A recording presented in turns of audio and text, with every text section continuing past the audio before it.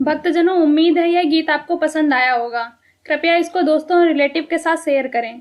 अगर आपको किसी भजन पर प्रस्तुति चाहिए तो कमेंट करें। हम आपके लिए इस चैनल पर उस भजन को प्रस्तुत करने का प्रयास करेंगे।